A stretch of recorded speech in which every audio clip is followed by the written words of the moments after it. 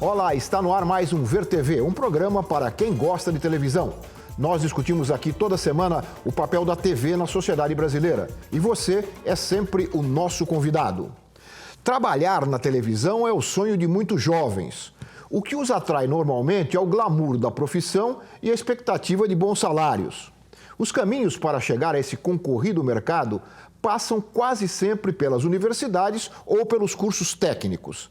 Mas será que eles garantem também a formação de bons profissionais? Além da técnica, como se dá a formação ética de quem vai trabalhar na TV? Essas são algumas das questões do Ver TV de hoje, que tem como convidados Dino Magnoni, jornalista, professor do programa de pós-graduação em televisão digital da Unesp, a Universidade Estadual Paulista. Georgia Costa Araújo, produtora e diretora da Coração da Selva, empresa ganhadora do Emmy Internacional pela realização da série Pedro e Bianca, exibida pela TV Cultura de São Paulo. E Maurício Donato, professor do curso de pós-graduação em produção audiovisual do Senac em São Paulo e diretor de programas de televisão, a quem eu agradeço terem aceito o convite para conversarmos sobre esse tema que interessa tanto jovens e não apenas aos jovens de todo o país. Mas antes de começarmos a conversa, vamos saber mais algumas informações sobre este tema de hoje. Vamos ver. A produção para a TV no Brasil está em alta.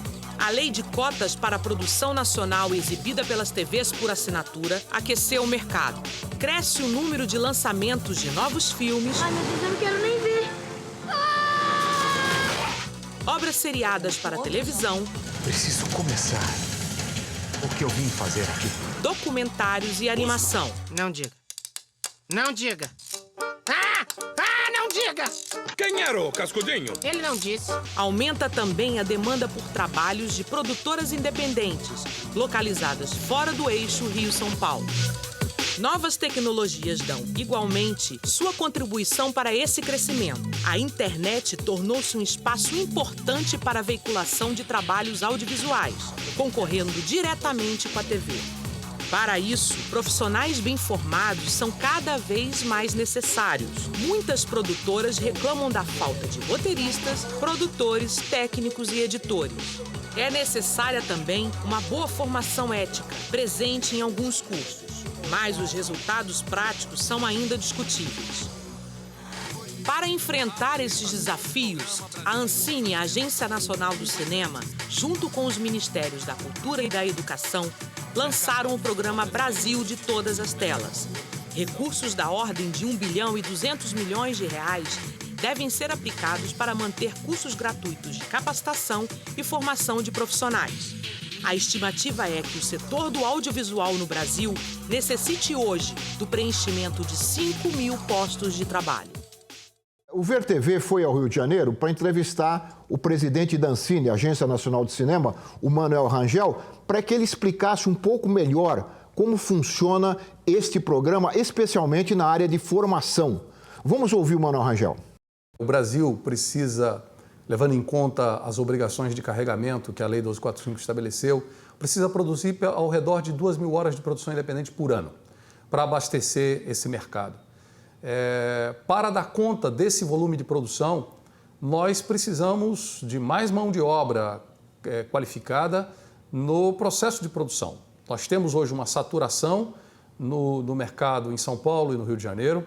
Essa saturação levou a um dreno de talentos e de mão de obra qualificada de outras regiões do Brasil para São Paulo e Rio de Janeiro. Nós temos a preocupação de que tenhamos produção no país inteiro, em todos os polos regionais, em todos os estados do país. Adotamos medidas para isso e, por essa razão, o Programa Brasil de Todas as Telas, ele traz 3 grandes eixos de atuação quando pensa-se em produção de obras audiovisuais. O primeiro eixo é desenvolvimento de roteiros e formatos. Nós estamos fazendo o maior investimento já feito na história do país em desenvolvimento de roteiros e formatos de televisão. Estamos fazendo um forte investimento em produção de obras audiovisuais, séries e filmes. E estruturamos um programa de formação de mão de obra técnica para o mercado audiovisual, que é o Pronatec Audiovisual, que oferecerá cursos de qualificação de mão de obra especializada em 12 capitais do Brasil, em todas as regiões, cerca de 20 cursos nas diferentes especialidades que compõem a atividade técnica de produção de obras audiovisuais, portanto, mobilizando cerca de 5.000 jovens potencialmente no país inteiro. Georgia, você que trabalha na produção independente, já dá para sentir os efeitos dessa nova legislação, desse incentivo público à formação de jovens, à formação de profissionais para a área, na sua área de trabalho? Sem dúvida que a demanda que o Manuel aponta, assim, ela demanda por programação, ela causou uma grande movimentação no mercado de produção independente. Uhum. Agora, o mercado ele está indo muito rapidamente, uhum. a produção tem aumentado muito, e eu acho até que esse número de horas que ele colocou aí diz respeito só à demanda da cota, mas o nosso mercado, inclusive, vai muito além dela. É muito maior. Então, a necessidade de mão de obra vai muito além até dessas expectativas. A formação é que ainda não conseguiu acompanhar o ritmo da expansão da produção, que foi muito pontual, muito rápida, uhum. né? Em 1, 2 anos, a gente teve um crescimento muito grande. Quer dizer, mesmo. E a formação, por motivos naturais, ela precisa de um tempo de preparo para atender a isso. Então, por um lado, o mercado hoje carece de gente qualificada em muitas áreas, mas é uma ótima notícia para o país, assim, saber que tem um setor crescendo e demandando trabalho. O Manuel Rangel falou de que o programa está implantado em 12 capitais. Quer dizer, isso é uma forma também de fugir aquele domínio do eixo Rio-São Paulo? Quer dizer, a produção regional está crescendo? Sem dúvida, né? Eu acho que existe no projeto incentivos e estímulo para essa produção regional, produção local, no modo geral. E acho que o país está atrasado nesse ponto, porque um país tão grande como esse, é importante que essas representações regionais aconteçam no audiovisual de forma descentralizada. Uhum. Então, é um momento mesmo muito interessante da nossa produção audiovisual. Ô Maurício, e em relação às grandes emissoras, nós falamos aqui da produção independente, também há essas necessidades, principalmente agora com a transformação, com a passagem do modelo analógico para o digital, que tipo de profissional mais específico é necessário? A discussão aqui, Lalo, com relação à formação continuada desses profissionais, porque o próprio Manuel cita ali que está desenvolvendo esse projeto todo para a cadeia produtiva, né? Não é uma situação, o cableman, ou o roteirista, ou o diretor de arte. Eu acho que você tem que olhar para o todo do processo, né, da cadeia produtiva. Olhando internamente dentro das emissoras, as próprias emissoras fazem esse trabalho internamente. Ou seja, elas vão qualificando e melhorando associado às novas tecnologias. Porque hoje você dorme e acorda, a tecnologia mudou.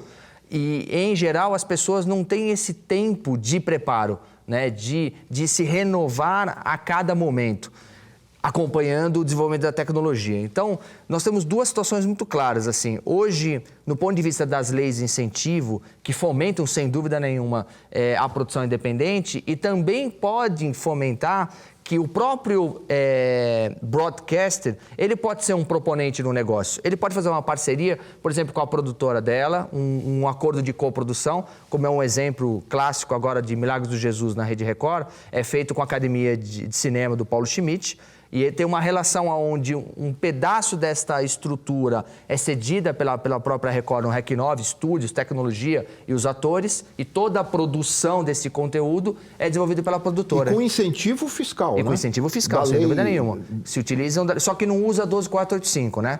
Eles usam outras relações de lei, a 39, até o artigo 3º. Mas é dinheiro público. É dinheiro público sendo investido para desenvolver conteúdo. Uhum. Né? E aí, voltando, nós temos então um paralelo, que é a questão da produção independente, né? A questão do broadcast, que internamente sempre tivemos um hábito de desenvolver conteúdo, o que, na minha opinião, não é assim no mundo inteiro. O mundo inteiro, na verdade, as emissoras são veiculadores de conteúdo, né? Transmissores de conteúdo e não produtores de conteúdo. Né? Mas no Brasil é muito característico, muito peculiar. Você vê o que acontece? Quem produz exibe, né? Quem produz exibe. A Rede Globo, por exemplo, tem quase 96% do seu conteúdo produzido internamente. Agora, com as leis de incentivo, também criou-se uma possibilidade de você fazer coprodução, né? Inclusive também utilizando as próprias... Você mesmo citou de um projeto que você desenvolveu aí junto com a TV Globo, né? O Antônia, não é isso?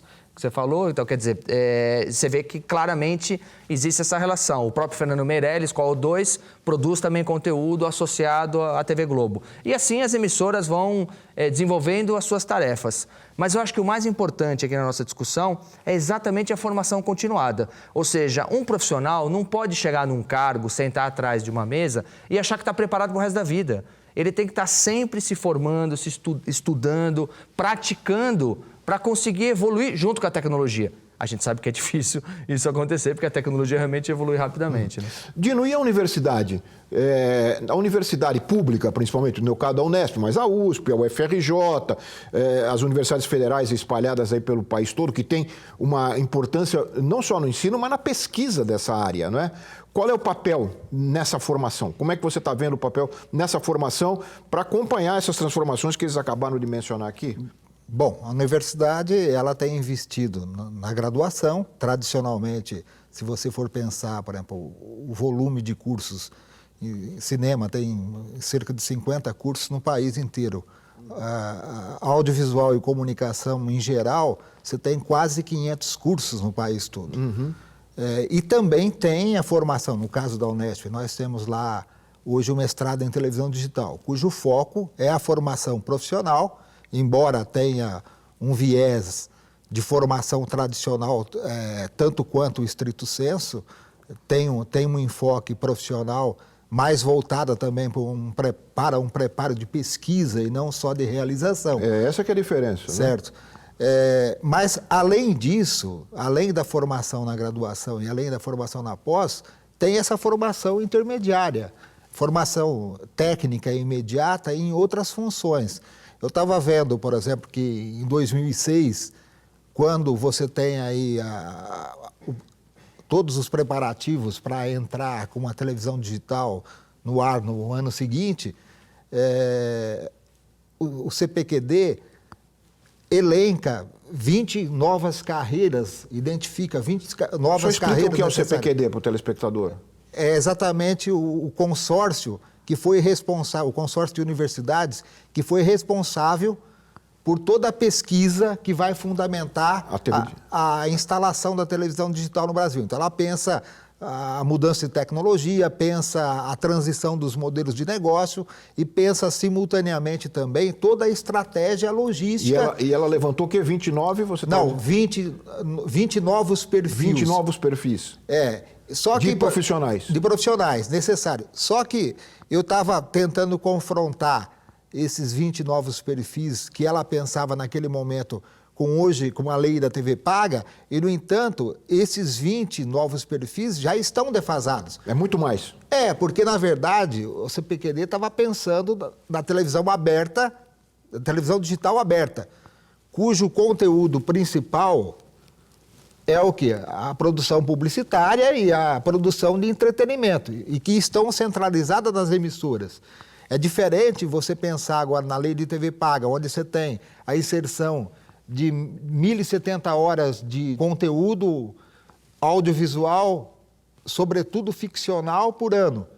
Ou seja, você tem que produzir 3 horas e meia de inserção em toda a rede. Nós temos hoje...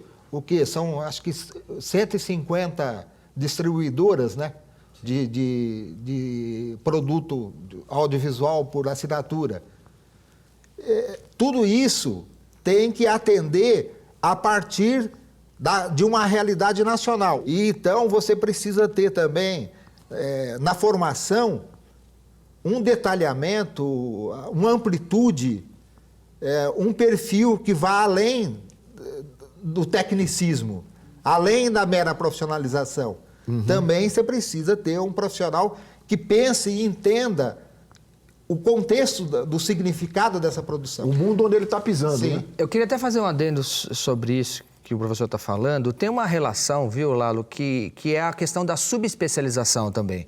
Porque como a gente fala, por exemplo, tem muita dramaturgia, isso é uma característica de um tipo de profissional.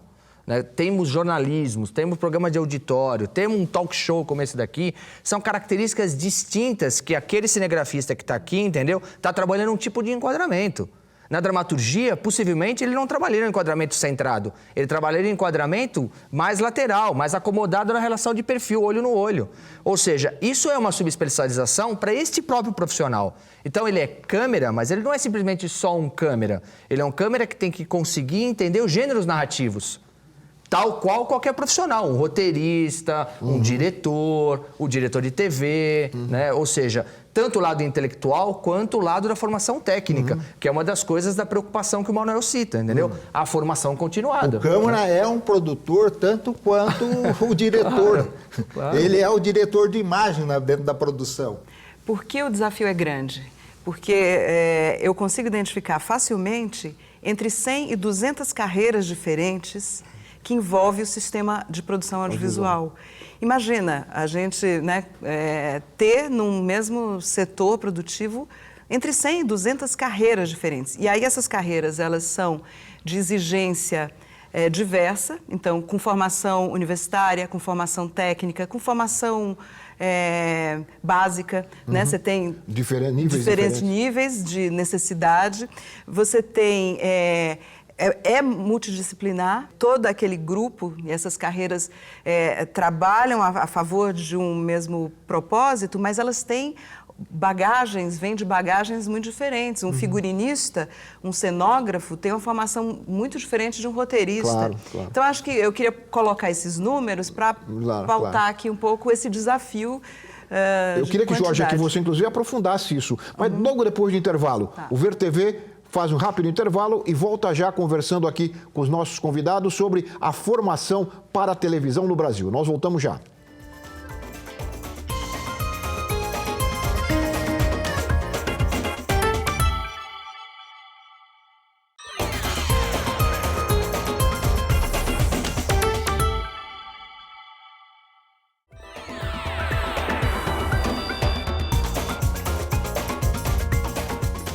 Nós estamos de volta com o Ver TV, que conversa hoje sobre a formação de profissionais para a televisão. E durante a nossa conversa, eu estava lembrando, na minha época de professor da Universidade de São Paulo, lá da Escola de Comunicações, que eu via aqueles garotos, aqueles jovens, prestando um vestibular para o audiovisual, um dos mais concorridos da USP.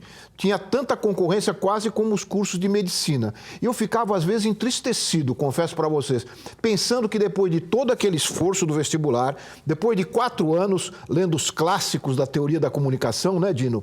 Abrindo a cabeça para o mundo cultural, né, e do conhecimento, quando ele chegava, o mercado de trabalho era desse tamanho, né? 4 ou 5 emissoras oferecendo emprego, quando ofereciam. E aí o emprego era trabalhar no programa de variedades, no policialesco sanguinolento, né, que não tinha nada a ver com a formação deles. Será que com a lei, com a abertura desses novos mercados, isso vai mudar? Como é que esses profissionais formados pela universidade terão, talvez, outros horizontes profissionais? O que vocês acham? Estão tendo ou não estão tendo?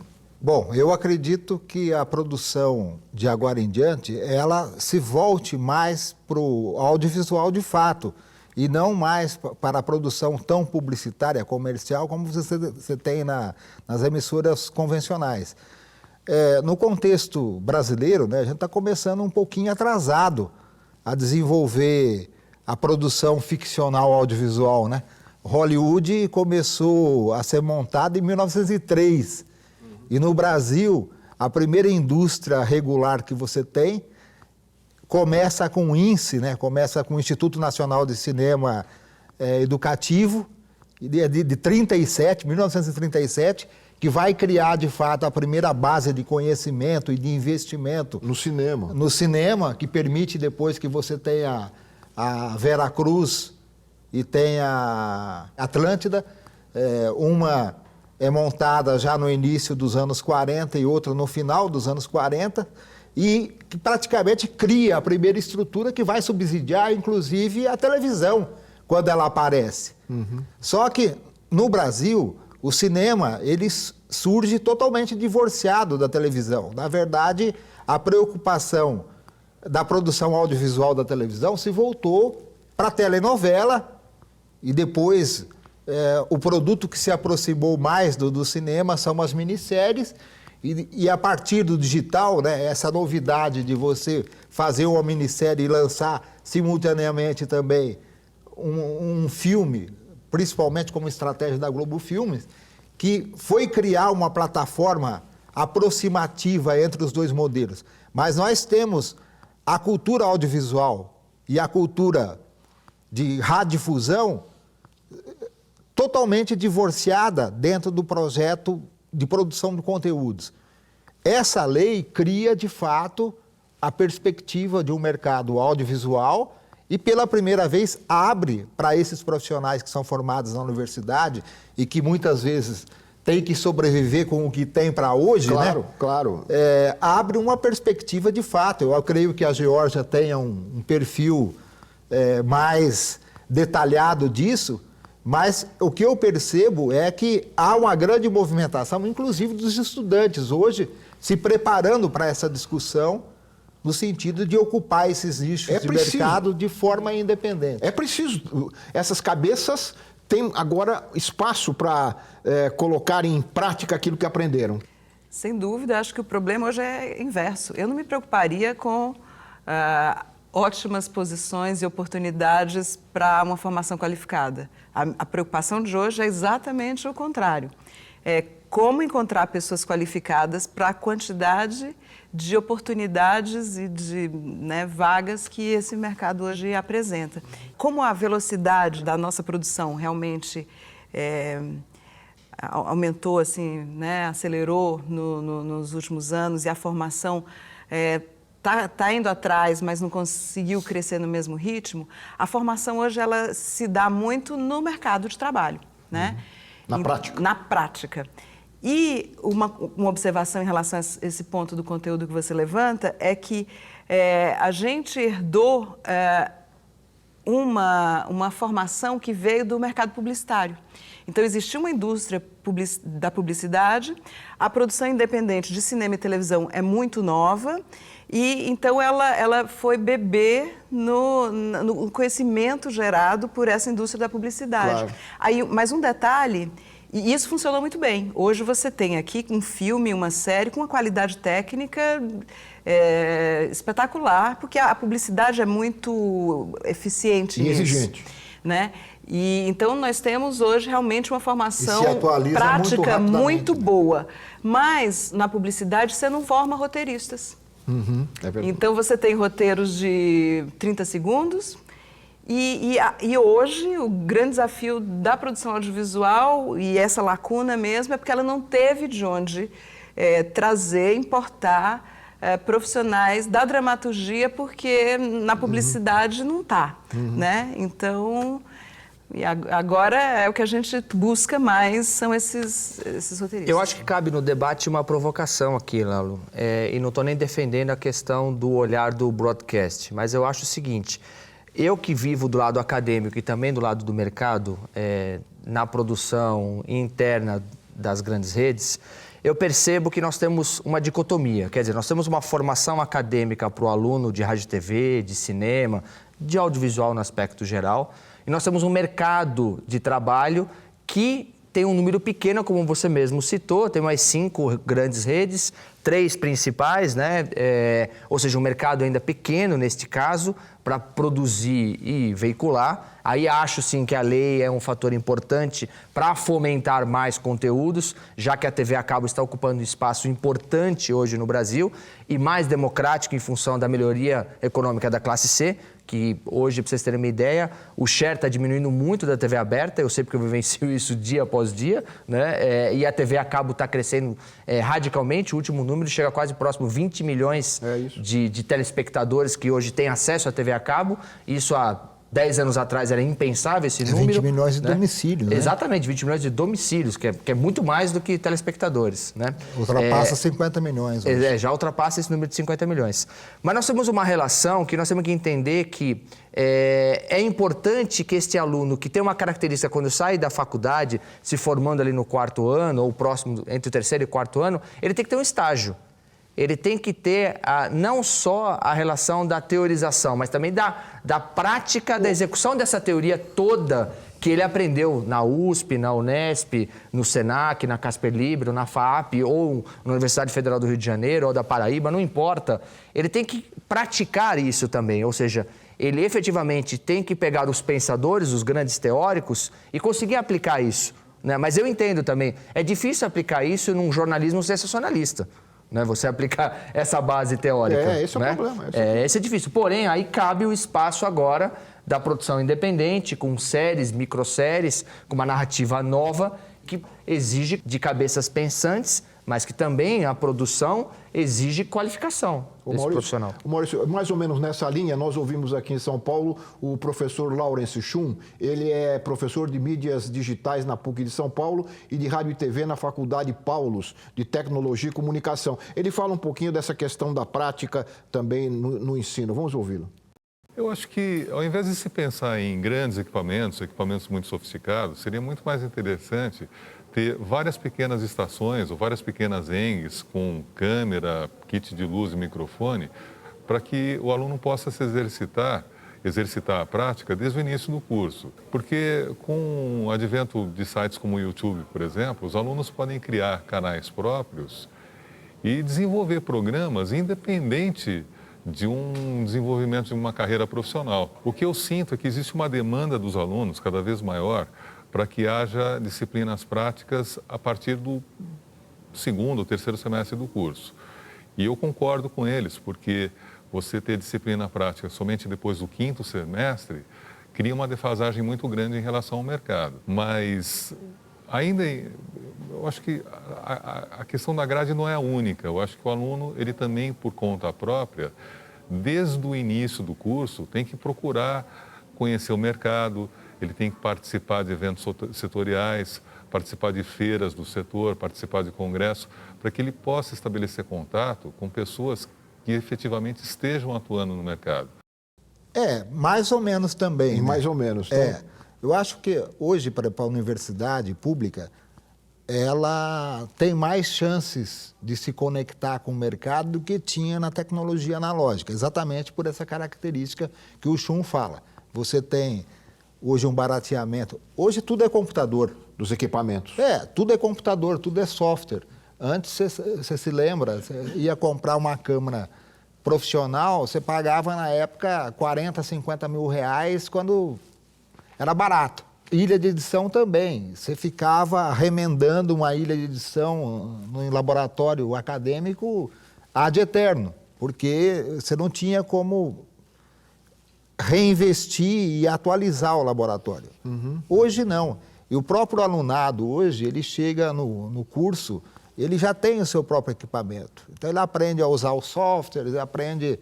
Então rapidamente, esse vínculo técnico, o aluno já adquire na vida, né? São gerações nativos digitais. Eles não têm esse problema adaptativo que as gerações mais velhas que fizeram a transição do analógico para o digital apanharam muito para aprender. Então isso não é um problema grave? Não, isso não é um problema. O problema maior é exatamente como você disse, por exemplo, fazer um roteirista publicitário, né? Você vai trabalhar com 15, com 30 segundos, é uma coisa. Agora, você imaginar um audiovisual que tem, no mínimo, 90 minutos... É outra coisa. É outra coisa. Tem que ler também, né? Ler bastante literatura, né? E mais que isso, no Brasil, por exemplo, a cultura do diretor, né? O diretor ser roteirista, isso virou um vício, sabe? É o diretor-autor. Porque nós não temos, de fato, uma tradição do audiovisual competitiva. Se por um lado, né, o incentivo público foi uma perspectiva de você criar uma matriz de cinema no Brasil, por outro lado, por muito tempo também, o cara acomodava, né? Porque se exibia, tudo bem. Se não exibia, ele tinha a parte do subsídio garantido e estava tudo bem também. Agora não, você tem uma lógica competitiva se instalando, porque você tem o financiamento público e você tem que, forçosamente, apresentar o seu produto para ser exibido, porque agora você tem canal de exibição. E com retorno. Com retorno, exatamente. E senão você se prejudica com feedback. na sequência, exatamente, você na sequência põe a da sua lei. imagem para ser testada nacionalmente. Muito bem, olha, nós ouvimos também no Rio de Janeiro o diretor e um aluno da Escola Adolfo Bloch, que é uma referência na formação técnica em audiovisual. Eles formam profissionais para o mercado e é uma instituição pública. Vamos ouvir o aluno e o diretor da Escola Adolfo Bloch do Rio de Janeiro.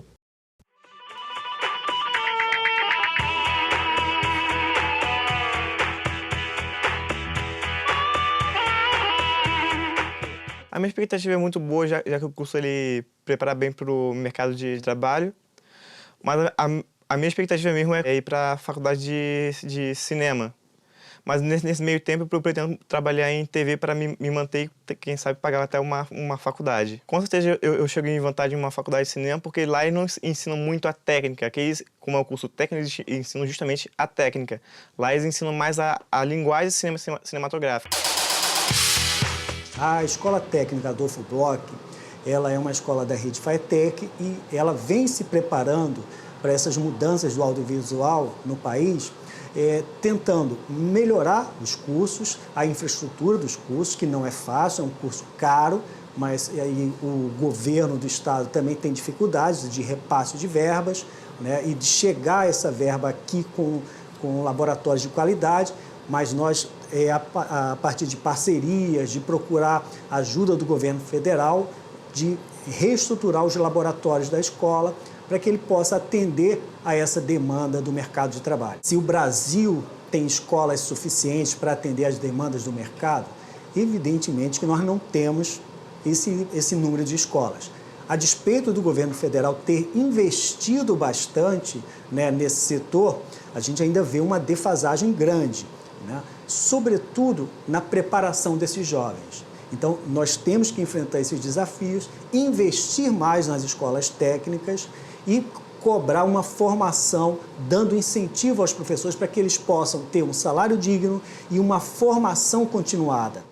Eu queria terminar o bloco, nós estamos terminando o bloco, só ouvir uma palavrinha de você sobre essa fala final dele em relação aos professores. Quer dizer, porque são dois tipos, né, são duas formações. Nós estamos falando aqui até agora no programa só da formação dos profissionais e dos formadores dos profissionais. Quem forma o professor? Quem forma o professor? Exatamente.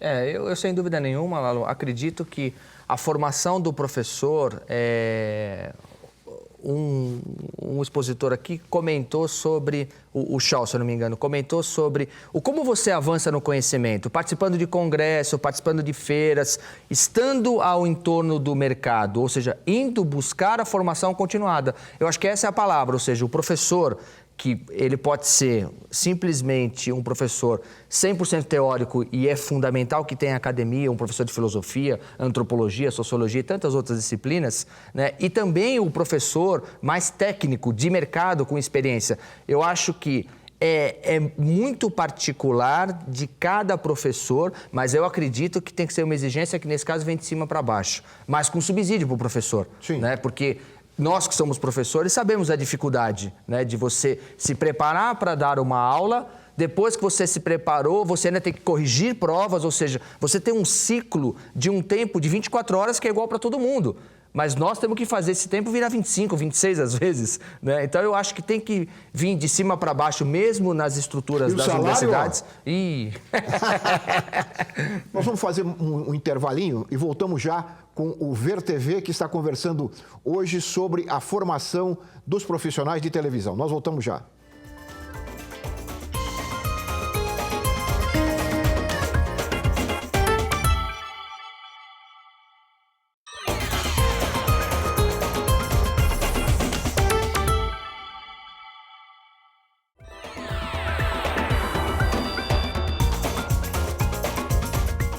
Nós estamos de volta com o Ver TV, que conversa hoje sobre a formação de profissionais para a televisão. E nós ouvimos aqui em São Paulo a produtora cultural Minon Pinho. Ela é diretora da Casa Redonda, empresa reconhecida por incentivar e criar metodologias de aprendizado no meio artístico e audiovisual. É um laboratório, né, de formação para a televisão. Vamos ouvir a Minon Pinho e depois a gente continua aqui a conversa com os nossos convidados. Quando começa a surgir esse fortalecimento mesmo, e a gente já tinha alguma atuação nessa área, a gente começou, eu lembro que eu comecei a me perguntar onde que a Casa Redonda, a partir dos seus expertises, com esse pensamento de formação de cadeias nos territórios, de cadeias culturais e criativas, e a partir desses expertises que já havia na área audiovisual, a gente pode colaborar com esse momento. A gente acreditava que precisariam de atores para além dos governos e para além dos mercados que conseguissem articular essas capacidades do segmento com um pouco mais, às vezes até de leveza, porque, pelo fato da empresa não ser imensa, a gente utilizaria esse entendimento para alavancar processos colaborativos de desenvolvimento da cadeia do audiovisual. Naquele momento da efervescência da lei, não havia um laboratório com foco em televisão e que tivesse abertura para trabalhar essas ideias de séries que precisariam ser despejados nesses canais com qualidade, com estruturação, com desenvolvimento de roteiro mais aprofundado. Ele falou, nossa, aí é o espaço. Coincidentemente, a gente começou a elaborar esse projeto e surgiu uma possibilidade de apresentar esse projeto para a NET. Ô, Jorge, qual é a diferença? Nós estamos falando agora de laboratório e até então nós estamos falando aqui no programa de cursos, né? Tanto profissionais como mais acadêmicos, universitários. Qual é a diferença especificamente em relação a essa experiência que ela acabou de relatar aqui rapidamente? É muito curioso, né, ver experiências distintas e num momento como esse. E eu, quando observei também o que as pessoas da universidade falaram e do curso técnico, eu fiquei me perguntando como equacionar, e hoje eu acho que é o maior desafio, um sistema de formação que vá muito além de uma instituição ou outra. Porque se a gente tem aí mais de 100 carreiras precisando de formação, né, de disciplinas completamente diferentes. O caso laboratório citado, ele trabalha com dramaturgia, é um laboratório específico para a formação de roteiristas. Né? Então, o que a gente precisa hoje para dar conta dessa demanda? Eu acho que é um entendimento que a formação ela vai ter que ser complementar e cada instituição dessas entender o melhor perfil que ela tem e qual o melhor papel que se encaixa nesse perfil. Então, talvez de uma forma mais simples, assim, a universidade realmente poderia abrigar uma formação que tem uma exigência mais qualificada, assim, teórica. De pesquisa. De pesquisa, pós-graduação. Né, de roteiristas, né? A área também de negócios, né? Formação de negócios para o audiovisual. E aí a gente vê que até hoje, no caso da entrevista na universidade aqui, os alunos estão ansiosos para aprender a mexer na câmera no terceiro semestre. Né? Cabe dentro de uma grade de formação universitária tantos assuntos assim? Não sei, eu coloco isso, porque a escola técnica também está formando pessoas para mexerem naquelas câmeras. Pois é. Então, é um pouco interessante ver, eu acho que a gente tem que questionar como criar um sistema que dê conta da necessidade dessa formação ampla uma e que esse sistema seja complementar e não mais talvez tenha um lugar que abarque, que dê conta da formação completa, porque na nossa área nunca vai existir. Tem uma outra demanda em cima disso daqui também, Lalo, a questão do avanço da tecnologia. A entrada da TV digital em 2007 faz com que muitos elementos, tanto de característica de roteiro quanto de questões operacionais, devem ser mais bem depurados. E também modelos de negócio. Isso é tão importante que o próprio Senac acabou de montar um curso de pós-graduação que a Unesp já desenvolve, mas no caso estrito sensu, eles estão desenvolvendo, no caso lato sensu, de TV digital com conteúdo, tecnologia e operações. Ou seja, abrigando em 3 semestres a relação do conteúdo, quais são os novos modelos de negócio a partir das novas plataformas e também como é a relação operacional de todas essas questões. Então, o próprio Senac, como a Unesp e tantas outras universidades, acabam enxergando uma nova demanda, uma demanda da formação realmente continuada. E quando você fala numa pós-graduação, você já está falando de um profissional que já está no mercado, talvez, em geral, já muito estabelecido na área A, B ou C, no caso do audiovisual, e que vai procurar o quê? O nível do detalhamento, a subespecialização, ou um passo a mais para ter um salário melhor, ou um passo a mais para ter um tipo de liderança diferenciada dentro dessa cadeia produtiva. Então, eu acho que esse é o olhar, assim, nunca o profissional pode esquecer que ele tem que estar sempre se atualizando. E de que forma? Nas formas mais variadas que o mercado disponibiliza. Uhum. Olha, nós mostramos o Adolfo Bloch, o curso, a Escola Adolfo Bloch do Rio, mas nós vamos ver, já que a gente falou aqui no primeiro bloco da regionalização, nós vamos buscar um exemplo agora recente lá do Ceará.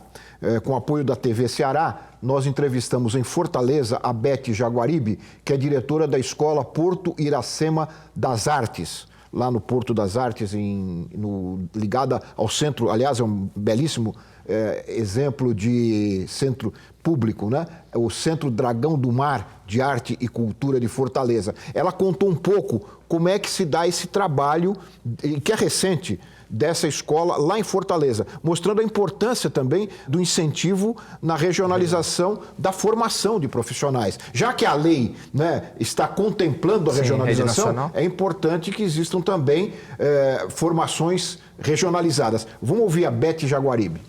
O Porto Iracema das Artes é uma escola múltipla, ela trabalha fazendo ligações com várias linguagens artísticas, né? Cinema, televisão, dança, teatro. No que se refere à televisão, a gente trabalha a produção de roteiros para a televisão dentro de um laboratório de criação. A ideia é a gente seleciona projetos, esses projetos passam durante 8 meses, sendo acompanhados por alguns tutores. No caso de televisão, são acompanhados por 3 cineastas, o Marcelo Gomes, o Karim Ainuz e o Sérgio Machado. Então, a gente trabalha na perspectiva de aperfeiçoamento do projeto. O realizador entra com o projeto e esse projeto passa a ser desenvolvido, o roteiro, a dramaturgia passa a ser trabalhada para, no final dessa espécie de incubadora, não é, de projeto, a gente saia com uma proposta de televisão, de série para a televisão concluída. A gente não tem tradição de formar para a televisão. O Brasil, diferente de outros países, construiu uma cinematografia muito distante da televisão. Esse encontro ocorre nesse momento através de algumas grandes redes de televisão, né? Mas essa tentativa de construção desse diálogo, ela se dá para além dessas grandes redes. Então, uma escola como o Porto Iracema das Artes constrói esses programas, desenvolve esses programas para atender, primeiro, uma demanda que está reprimida aí já faz tempo. Segundo, a gente quer construir uma experiência de formação para a televisão que não acontece, por exemplo, nas universidades, né? As universidades, elas têm um programa de formação para audiovisual muito clássico, muito descolado, eu diria, da experiência social contemporânea. Então, a gente procura construir essa formação nessa perspectiva de construir um conteúdo, formar um conteúdo que vai ocupar essas demandas que estão aparecendo no mercado audiovisual brasileiro e internacional. Jorge, você já deu aula lá há algum tempo? Claro, a escola é recente, mas o Centro Dragão do Mar tem já muitos anos de existência e já sempre investiu nessa área de formação. Como é que você vê agora essa nova fase? Então, a característica da escola, e que eu acho muito interessante, é que ela promove muito intercâmbio de informação. Então, esse projeto, esse trabalho, tem levado para Fortaleza gente da Europa, pessoas profissionais muito qualificados de Fortaleza também, mas promovendo uma troca de informação e conhecimento que muitas vezes você não vê aqui em São Paulo, né? Então, essa oportunidade do espaço de formação também como um espaço de troca de outras experiências e usar isso como atalhos de formação também, é muito interessante mesmo. E a Beth comentou um pouco em cima do que eu tinha falado, da necessidade de formas complementares de formação. Esse sistema, ele não vai ser resolvido com uma iniciativa ou outra, mas são formas complementares de formação. Quer dizer, a universidade não exclui hoje um curso desses, nem um curso desses exclui a universidade, não é isso? Olha, nós estamos meio que caminhando para o final do programa, mas eu queria ouvir de vocês um pouco mais uma palavrinha aí para os jovens, para o pessoal que está ainda com as intenções e os sonhos. Eu espero que esses sonhos tenham que ser mantidos agora, inclusive com essa ampliação do mercado de trabalho. Um pouco do futuro, né? Destas várias, você falou em 200 carreiras, né, que o audiovisual oferece, né? O que vocês diriam? Dino, você lá que trabalha com jovens lá na TV, no Laboratório TV Digital da Unesp em Bauru. Eu tenho um grupo PET também, né, que é um grupo de educação tutorial e que trabalha, de fato, com a produção audiovisual e está focado exatamente para a produção, sobretudo ficcional, embora a gente não descarte o telejornalismo, a produção documental, mas o foco é isso daí. Eu acho que a gente deve querer mais, viu, Lalo? Porque, de fato, essa janelinha veio em decorrência da lei da TV paga. Mas quando que as redes de TV aberta, de fato, vão abrir janela para nossas produções nacionais, seja de cinema e seja... E hoje, essa separação cinema e televisão está se tornando arcaica também. Porque, tecnicamente, a partir do momento que você unifica os processos de produção, e a principal janela de exibição é a televisão. Grande parte, né, da produção de Hollywood é para o telecine. Tanto é que, exatamente, a lei da TV paga entra nesse espaço, que era a grande janela de escoamento da América Latina inteira da produção dos Estados Unidos. Claro. Por isso que eles dominam 80% da produção mundial. Então, nós temos que tratar aqui também a questão do oligopólio para abrir novas janelas, e essas 200 carreiras que a Georgia está colocando aí, de maneira otimista, pode se transformar em 300, em 500. Mas precisa ter janela, precisa ter janela. Porque não adianta só produzir, tem que ter lugar para exibir, né?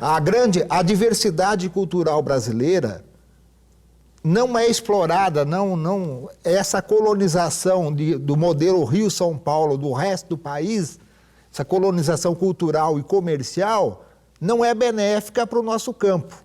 Então, de fato, nós somos profissionais, queremos viver daquilo que a gente gosta e faz.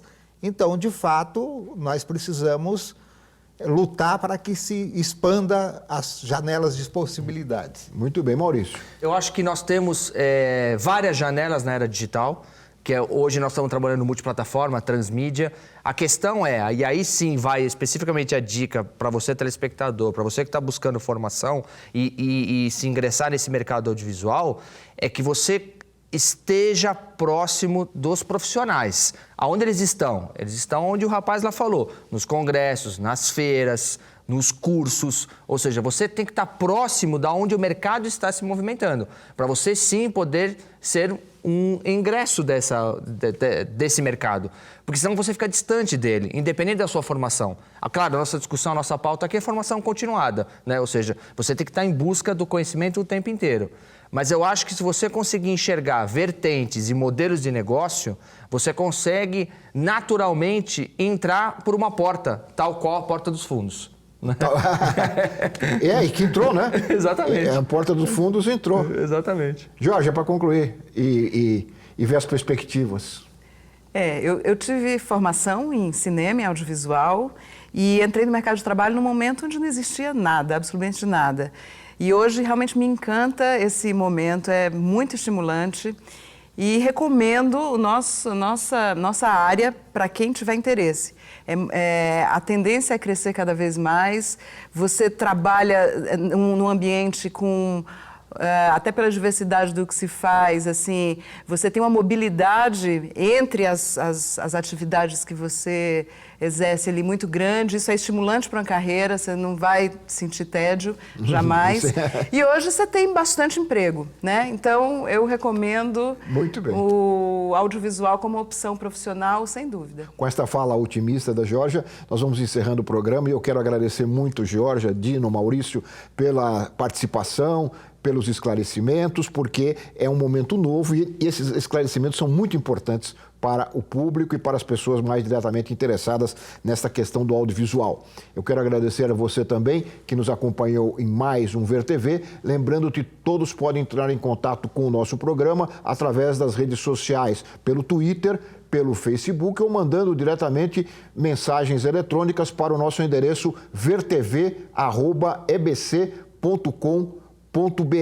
E você também pode assistir a íntegra das entrevistas exibidas aqui no nosso programa nos extras que estão no nosso site. Até a semana que vem com mais um Ver TV, um programa para quem gosta de televisão. Até lá!